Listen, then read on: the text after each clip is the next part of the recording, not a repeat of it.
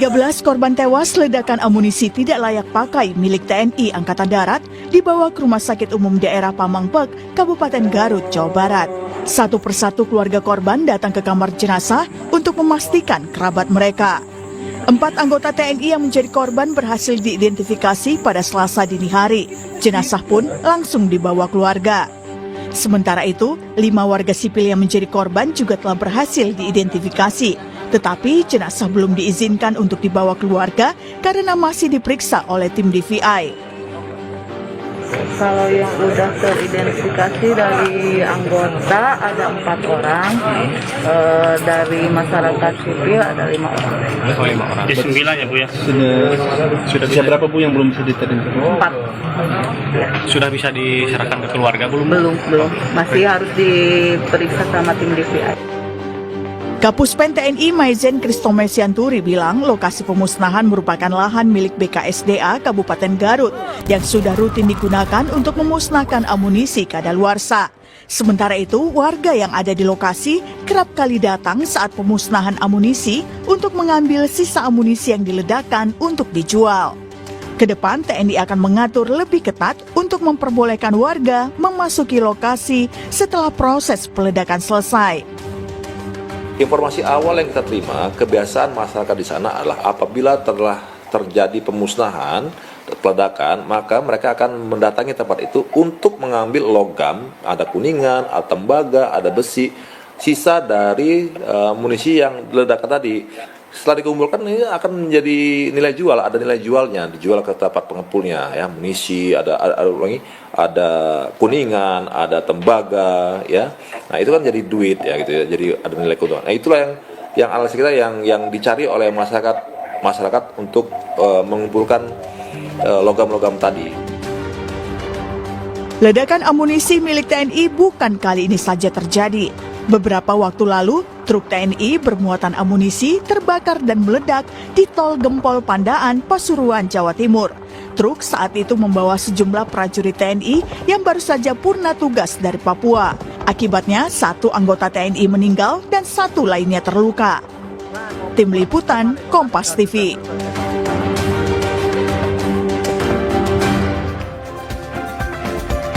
13 orang tewas akibat ledakan amunisi tidak layak pakai milik TNI Angkatan Darat di Desa Sagara, Kecamatan Cibalong, Garut, Jawa Barat. 4 korban merupakan prajurit TNI dan 9 lainnya merupakan warga sekitar.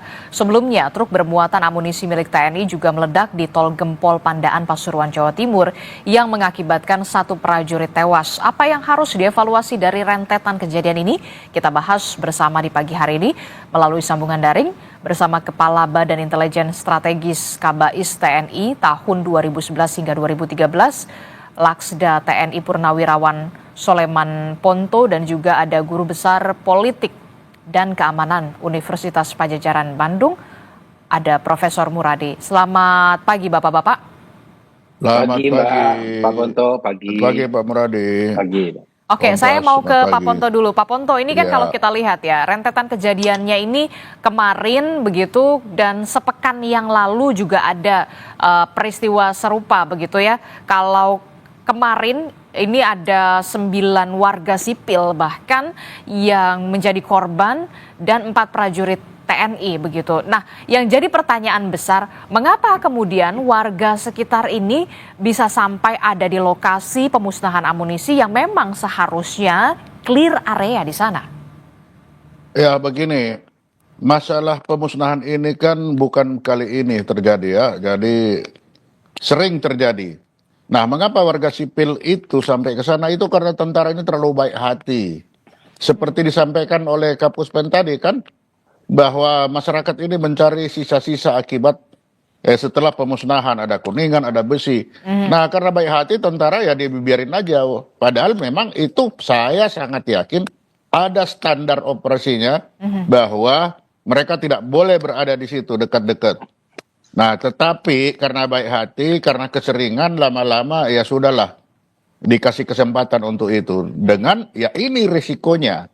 Jadi memang si tentara ini jadi serba salah di lapangan. Kalau dia keras-kerasan dia dimusuhin, kalau dia kasih kesempatan ya begini jadinya. Tapi kan Dan ini itu kan tadi. tapi kan ini sangat berbahaya soal peledakan, aktivitas peledakan amunisi begitu ya, khusus ini. Ya betul, sangat berbahaya. Tapi ya disampaikan tadi sama Kapuspen bahwa masyarakat itu datang karena mencari sisa-sisa. Ya kita tidak di lapangan. Coba kalau Mbak yang di lapangan melihat masyarakat itu pasti jatuh hati akan membiarkan mereka. Dan itu kan saya juga pernah merasakan. Kalau kita merasakan pengamanan, ada sisa-sisa itu tidak tega kita melanggar, melarang mereka untuk dekat-dekat atau mengambil sisa-sisa itu. Walaupun itu memang berbahaya, betul berbahaya. Tetapi di lapangan kita tidak mungkin akan keras-kerasan seperti itu. Apalagi kalau ini sudah terus-menerus di tempat yang sama. Itu akan terjalin persahabatan. Sehingga ya persahabatan ini menghilangkan akibat seperti ini terjadi. Ya ini risiko yang, ya risiko. Oke, karena ada kedekatan antara masyarakat dan juga prajurit TNI pada saat aktivitas peledakan amunisi, jadi prosedur peledakan amunisi ini tidak berjalan sesuai dengan semestinya. Sebenarnya mungkin sudah ada ya. Dia sudah memperhitungkan yang lalu sekian detik setelah meledak itu sudah aman. Nah, kebiasaan-kebiasaan ini diterusin. Tapi ternyata kali ini kalau gempa itu ada gempa susulan. Jadi setelah dia meledak pertama, ternyata ada ledakan kedua lagi. Dan ini kan tidak hanya masyarakat sipil, termasuk kepala gudang senjata, saya kira dia juga salah perhitungan itu. Jadi begitu meledakan pertama, beliau udah langsung dekat-dekat. Nah, ternyata untuk memeriksa hasil. Tapi ternyata ada ledakan kedua, makanya di situ yang kena tidak hanya masyarakat sipil, tapi ada tentara juga yang di sana. Tentunya mereka ini mengamankan, jangan dekat-dekat dulu, kita duluan. Tapi masyarakat sudah datang, dan mereka juga akhirnya kan korban juga. Nah, di sini saya bisa melihat bahwa kebiasaan-kebiasaan yang lalu mungkin setelah ledakan pertama tidak disusul dengan ledakan kedua, sekarang ada ledakan kedua. Oke, Prof, ini kan kalau kita lihat sebenarnya prosedur peledakan amunisi kadaluarsa ini kan memang sebenarnya sudah ada SOP-nya. Nah, kalau dari peristiwa yang kemarin kita lihat, Anda melihatnya seperti apa? Apakah memang ada unsur dugaan kelalaian di sana atau kemudian seharusnya memang harus ada pembaharuan prosedur soal ini? Ya, kalau prosedur sebenarnya sudah sampaikan Pak Ponto tadi sudah harusnya sudah ada ya, udah clear. Dan jangankan kita ke area disposal, tapi juga kita ke komplek militer aja, Pak Ponto, kan kita harus lapor dan segala macam. Jadi memang prosedur sudah ada. Hanya memang saya melihatnya kelalaian ini kemudian dipicu oleh kebiasaan tadi. Saya berkali-kali mengingatkan juga bahwa ini bukan barang buangan normatif ya, tapi juga barang buangan yang perlu kemudian di cross check betul. Katakanlah misalnya tadi begitu meledak, ada ditunggu sekian jam, sekian hari, kemudian baru di kolek, kemudian dibawa keluar dari kompleks tersebut, nanti baru kemudian warga biasanya harusnya baru bisa melakukan memungut ya, memulung kalau istilah kita. Nah, di situ yang kemudian tidak terjadi. Bisa jadi ada dua, Mbak. Mungkin pertama berkaitan soal karena kedekatan kemudian biasa dan sebagainya. Yang kedua ada sedikit mungkin kemalasan, Pak Ponto. Ini kan harus misalnya yang ngerjakan bisa katakanlah teman-teman tentara di level bawah ya, mengumpulkan masuk truk dan segala macam, baru keluar area clearance, baru kemudian warga boleh memilih. Sekarang warga yang diundang. Saya kira kalau problemnya kecelakaannya ya, walaupun ini juga memprihatinkan, berduka cita ya, di internal saja mungkin nggak akan seramai ini. Tapi karena ada 9 warga sipil yang kok bisa masuk, karena memang dalam mekanisme SOP dan sebagainya, jangankan tempat untuk kemudian memusnahkan amunisi dan sebagainya, untuk bisa masuk ke komplek militer saja kita perlu ada proses betul, tanya mau ke mana, KTP-nya siapa segala macam. Itu poin penting, itu yang saya kira penting untuk kemudian digarisbawahi. Nah, yang kedua, saya melihatnya memang kebiasaan-kebiasaan ini perlu kemudian mulai dikurangi ya, bukan mungkin ditegaskan tidak boleh lagi, karena sekarang itu Pak Ponto ada kecenderungan misalnya posisi gudang senjata kemudian pemusnahan segala macam udah makin dekat dengan warga. Kalau kita bicara RT RW-an kan Pak Ponto, kita kan paham ya bahwa memang ada area yang kemudian memang nggak boleh dilalui. Walaupun memang dijelaskan bahwa proses itu kemudian puluhan tahun baru kemudian mendekat.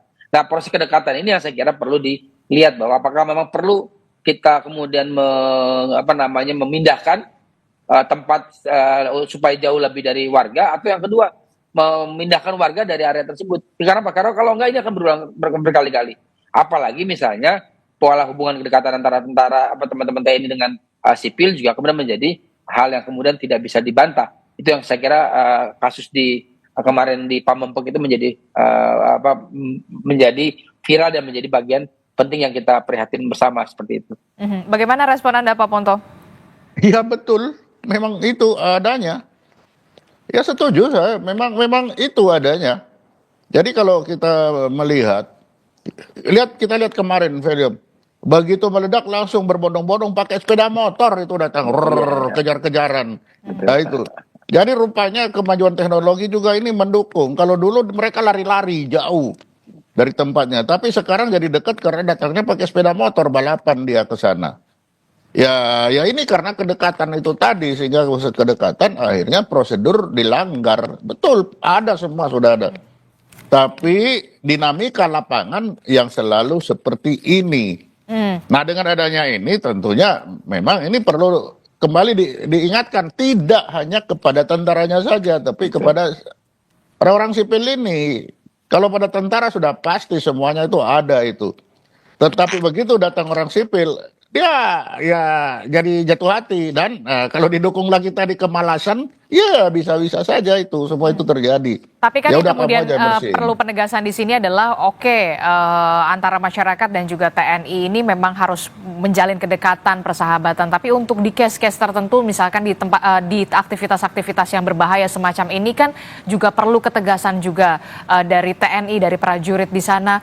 Jangan sampai kemudian ya kita lihat hasilnya apa? Ada 9 warga sipil yang kemudian harus menjadi korban begitu, walaupun di pihak TNI juga ada 4 prajurit TNI yang kemudian menjadi korban. Apa yang kemudian harus dievaluasi Anda yang pernah menjabat sebagai Kabais ini, bisa jangan sampai peristiwa ini kembali terulang begitu. SOP-nya harus benar-benar harus dipastikan dulu begitu. Tadi bahkan Pak Prof Muradi mengatakan kita saja masyarakat sipil mau masuk ke kompleks militer saja ada pengawasan yang sangat amat ketat begitu. Ya memang betul. Pengawasan seperti itu ya perlu ditegaskan kembali. Dan kalau ada istilahnya tu tenggo, ya tidak mungkin hanya tentara saja. Tentara itu sudah pasti dikasih tahu, kasih tahu. Tetapi warga sipil ini juga dengan adanya kejadian ini, mereka harusnya tahu, melihat ini loh akibatnya. Betul tadi, apakah setelah peledakan itu kita tunggu 1 jam, 2 jam, 3 jam, 1 hari, sebulan baru bisa didekati? Ya itu mari kita lihat bersama lagi. Kita lihat yang SOP yang lama, setelah peledakan, berapa jam boleh mendekati, berapa jam boleh dibersihkan. Nah, kita belum tahu ini standarnya apa. Berapa hari, betul tadi. Mungkin bisa sebulan, 2 bulan baru dibersihkan. Nah, ini perlu dilihat lagi SOP-nya itu seberapa. Kita belum tahu. Karena kalau saya lihat ledakannya itu, ledakan pertama 5 detik kemudian baru ada ledakan kedua. Jadi mungkin kebiasaannya setelah ledakan pertama langsung berbondong-bondong datang dekat-dekat, ternyata waduh 5 detik ada ledakan kedua. Karena kalau kita lihat lagi beritanya bagaimana korban ini sulit diidentifikasi, sulit ini artinya mereka sangat dekat dengan episentrumnya. Mereka tidak bisa dikenal itu. Berarti memang dari awal memang tidak ada pengawasan yang ketat ya pada saat aktivitas pemusnahan itu. Ada, pengawasan sudah pasti ada dari awal. Kalau tidak ada pengawasan tambah banyak lagi. Itu ada, hanya karena kebiasaan ini yang sudah bertahun-tahun setelah meledak aman. Nah, cepet-cepetan datang. Makanya yang pertama masuk ke sana kepala gudang. Kenapa dia ingin melihat apa sudah jadi, sudah terbakar semua, apa sudah meledak semua, kepala gudang masuk ke sana. Diikuti yang tahu-tahu yang lain juga ikut-ikutan, sudah dekat meledak itu ledakan kedua. Nah, yang harus dilihat kan akhirnya apa? Prosedur, mari kita lihat lagi seperti apa. Apakah sudah ada atau memang lalai? Mungkin aturan sudah ada, nanti sejam, 2 jam, 3 jam baru boleh mendekat. Tapi Dari ini penilaian dikatakan Anda lain. ada dugaan kuat kelalaian di sana? Ya bisa saja, nanti lalai ini kan kita bisa lihat dari aturannya. Tapi kalau saya bilang ada kelalaian sedikit di sini, kenapa? Baru ledakan pertama itu sudah mendekat. Oke. Nah, ini akan ada tulisannya berapa menit, berapa detik boleh mendekat. Kita bisa bilang salah kalau sudah ada di situ. Tapi kalau prosedur yang ada 1 menit atau 1 detik setelah meledak boleh mendekat, ya tidak salah dia. Tapi kalau ada seperti Pak Prof Muradi bilang tadi, nanti sebulan baru boleh dekat, dia keliru. Nah, kita lihat dulu makanya aturannya seperti apa kan begitu. Prof Muradi, poin kritis apa yang kemudian bisa Anda sampaikan dari peristiwa ini begitu ya? Karena kan ini bukan peristiwa kali pertama ya terjadi. Sepekan yang lalu di 5 Mei 2025 truk TNI bermuatan amunisi terbakar di Tol Gempol Pandaan, Pasuruan, Jawa Timur. 1 prajurit meninggal dunia, kemudian 1 lainnya luka berat. Kemarin bahkan ada 4 prajurit, 9 warga sipil. Apa yang kemudian harus dalam tanda kutip dibenahi atau menjadi evaluasi secara menyeluruh dari institusi Polri soal ini, termasuk juga soal institusi TNI, maksud saya institusi TNI dari aktivitas berbahaya semacam ini, termasuk juga soal lokasi. Kalau tidak salah ini kan lokasi BKSDA ya. Pertama tadi yang soal BKSDA RT RW Han itu kan harusnya memang area militer, mungkin nanti Pak Ponto bisa menjelaskan secara detail ya. Itu antara 30 sampai 50 km. Itu apa areanya jauh dari area komplek perumahan dan luar pemukiman. Itu poin pertama. Yang kedua, area tersebut memang harus khusus untuk RT RW Han. Dan itu sudah diatur sebenarnya. Memang problemnya begini, yang kemarin disampaikan sama Kapuspen bahwa memang 30 tahun lalu masih ke daerah kosong. Begitu kemudian setelah 30 tahun warga mendekat. Nah, proses mendekat itu adalah karena kita nggak tegas terkait dengan RT RW Han tadi. Tidak tegas dengan misalnya warga-warga ataupun orang yang mendekat dengan oknum-oknum yang ada di dalam maupun di luar, akhirnya mereka merapat itu. Jadi kalau tiba-tiba misalnya kayak Pindad dulu waktu saya masih 25 tahun lalu Pak Ponto, itu kan jauh, itu sawah di tengah-tengah. Sekarang sudah pemukiman, jadi saya bilang Pindad sudah nggak layak misalnya untuk jadi industri berat militer di situ gitu. Harus digeser. Makanya kemarin Pak Ramijat mengusulkan pindah ke Lampung Selatan. Itu kan menurut saya menarik, itu poin pertama. Yang kedua, bicara soal aturan. Aturan ini kalau kita detail, saya ada hampir 10 aturan dari mulai Kepres, Kemenhan, Permenhan, kemudian PP, Perpol, bahkan Perkapolri dan sebagainya. Itu nggak ada secara detail menjelaskan soal disposal tadi, pemusnahan. Yang ada adalah pembelian, pengadaan, penggunaan, kemudian habis pakai. Nah, yang habis pakai ini yang saya kira penting kemudian dijelaskan. Apakah memang itu menjadi bagian dari tanggung jawab hanya pengguna saja, atau bersama dengan misalnya produsen. Kalau misalnya ngelihat alur dari berbagai negara ya, itu kan dari A sampai Z ya, dari hulu hilirnya melibatkan teman-teman produsen. Katakanlah misalnya kita punya Dahana, kita punya Pindad gitu ya, yang kemudian mereka bisa menjadi supervisi di situ. Saya Pak Ponto kemarin sebelum itu dijelaskan, saya membayangkan memang yang sipil itu ada orang-orang yang kemudian expert di bidangnya. Ternyata pemulung gitu kan. Jadi begitu kemudian ini ada prosedur yang saya kira dilewati. Yang kedua, dari sini dari Perpol tadi saya kira penting untuk kemudian dibahas secara detail di undang-undang, Pak, supaya mengaturnya hulu hilir, di mana kemudian pelibatan misalnya produsen, bahkan misalnya katakanlah importir gitu ya kira-kira, untuk kemudian sampai pada level disposal. Itu poin kedua. Yang ketiga saya kira juga penting juga kita melihat bahwa proses ini tidak berdiri sendiri. Jadi memang saya sama setuju dengan Pak Ponto bahwa ini kecelakaan, tapi kecelakaan yang kemudian sebenarnya sesuatu yang kemudian berulang. Berulang apa artinya? Orang kemudian membiarkan publik datang. Harusnya jangankan orang asing ya Pak, orang luar, orang keluarga aja kita nggak boleh masuk. Kalau kita mau misalnya area-area yang sifatnya terbatas, terlarang dan sebagainya. Dan terakhir saya kira kalaupun kemudian ini dijadikan pijakan, saya kira Pak Ponto 2007-2008 kemarin kita sempat bahas soal RUU bahan peledak dan senpi ya. Dan saya kira saya ingat Pak, waktu itu ada teman-teman yang mendiskusi itu supaya kemudian menarik lebih tinggi lagi supaya mekanisme perpol, perkap, permenhan dan sebagainya itu bisa kemudian merujuk ke itu, ke undang-undang. Sejauh ini saya kira baru terbatas pada segmentasi tadi, misalnya teman-teman di polisi punya sendiri, teman-teman di angkatan darat sendiri, angkatan laut sendiri dan sebagainya. Padahal membayangkan itu menjadi kemudian karena dia bagian dari kebijakan harusnya satu tempat yang sama. Makanya RT RW Han itu Pak Ponto, Mbak, itu saya kira menjadi penting. Kenapa? Supaya tidak lagi pinjam ke BKSDA, tidak lagi, tapi memang punya teman-teman tentara, teman-teman TNI yang kemudian memang diberikan oleh negara untuk diolah dan digunakan oleh teman-teman TNI sebagaimana mestinya, seperti itu. Jadi perlu ada lokasi yang dipusatkan menjadi lokasi ketika memang aktivitas pemusnahan ini dilakukan begitu ya, tidak harus meminjam lagi begitu lahan dari BKSDA dan juga misalkan lahan milik orang lain begitu.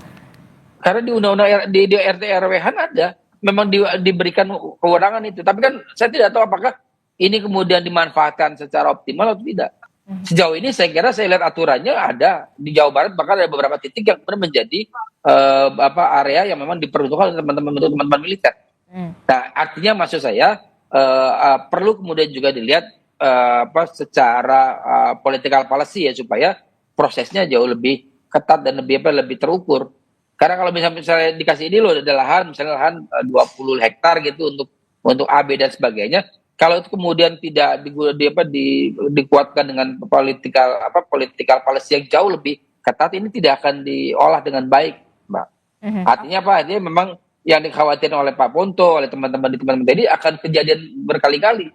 Tanahnya kemudian sudah ada, ini udah tahu akan ada komplek militer gitu misalnya, mereka nggak tahu untuk apa itu kan. Pasti jika jauh dari itu akan ada komplek perumahan baru, ada kemudian pemukiman baru, ada misalnya mohon maaf ada warung baru, kafe baru dan sebagainya. Akhirnya kemudian belum dibangun sudah dikepung oleh mereka. Itu yang saya kira perlu kemudian secara komprehensif kebijakan ini bisa ditarik secara terpusat dulu supaya kemudian tata kelolanya jauh lebih baik begitu. Oke, termasuk juga perlukah investigasi, tidak hanya investigasi internal dari TNI tapi juga melibatkan pihak luar begitu soal ini? Ya ada dua kan, kalau di teman-teman di internal di TNI kan sampai hari ini kan punya mekanisme sendiri, Mbak. Artinya memang itu akhirnya ke internal policy juga, apakah memungkinkan. Sejauh ini kan sebenarnya proses itu sudah dilakukan ketika ada ledakan, kemudian ada teman-teman polisi datang, teman-teman CPM datang dan sebagainya, ada proses itu. Tapi kan ada batasan tadi. Apakah memang dibuka atau tidak? Sejauh ini sih menurut undang-undang memang itu menjadi kewenangan teman-teman di internal. Apakah kemudian nanti misalnya Pak Poto dan teman-teman misalnya mengundang investigasi yang jauh lebih besar, saya kira itu menjadi penting untuk dilihat. Kenapa?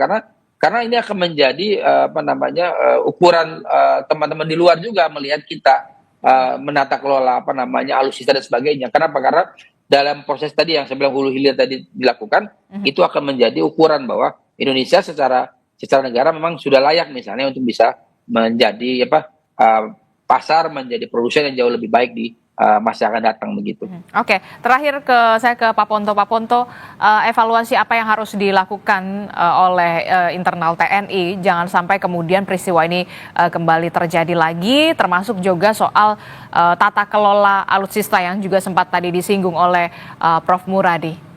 Silakan. Ya, saya pikir apa yang disampaikan Prof. Muradi tadi itu harusnya menjadi pertimbangan bagi militer tentara ke depan untuk lebih memperbaiki sistem pemusnahan seperti ini. Saya kira itu sangat sependapat saya.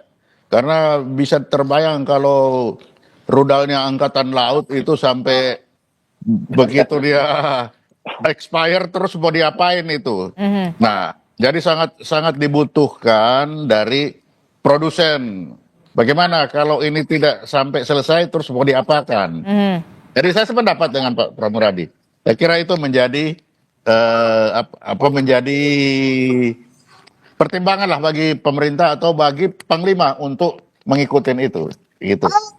Oke, baik, kita akan nantikan bagaimana investigasi dan juga evaluasi dari internal TNI soal peristiwa kemarin dan juga bahkan di 5 Mei sepekan yang lalu rentetan peristiwa ini jangan sampai kemudian terulang kembali. Terima kasih Prof. Muradi telah bergabung bersama kami. Nanti Pak Soleman Ponto juga nanti akan bergabung lagi di segmen selanjutnya dengan dialog berbeda. Terima kasih Bapak-Bapak, sehat selalu. Assalamualaikum, selamat pagi. Terima kasih Pak Ponto.